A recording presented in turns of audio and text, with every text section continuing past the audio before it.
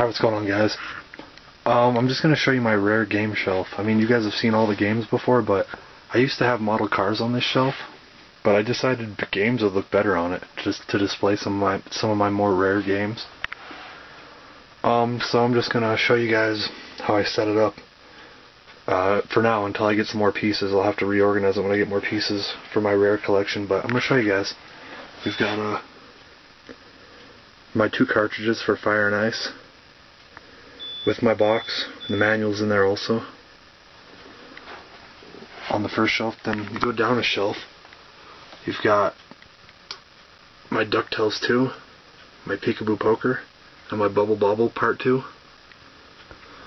Then you go down another shelf, you've got my Dragon Warrior 4 box, and manual, and map. It's all in there, with the cartridge right there.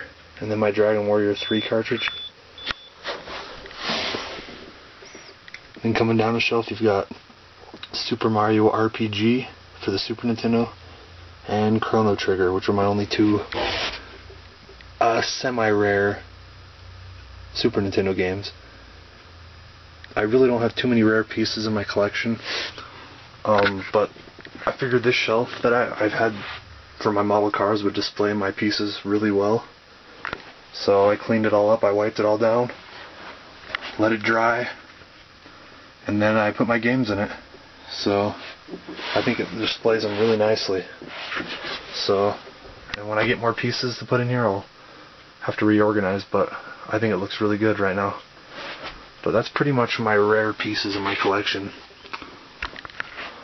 So, and you guys saw a lot of my pickup videos. Some of these I paid next to nothing for. So, like Chrono Trigger down there, I paid $6 for. Super Mario RPG, I paid $3 for it. $9 for those 2 games, and those 2 games together could go for close to $100. So, together.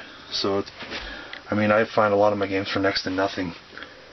Dragon Warrior 3, I paid $3 for it. Dragon Warrior 4, though, in the box, I think I paid around $70 or $80 for.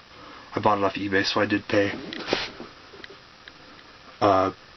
about retail for it. I think it can go for over $100, so still got it for a decent deal. And the maps are in there with the manual and everything too. So DuckTales 2, I paid about retail for it. It was $45. Peekaboo Poker, I paid over $500 for it. It was like $525 or 5 something. Not exactly retail.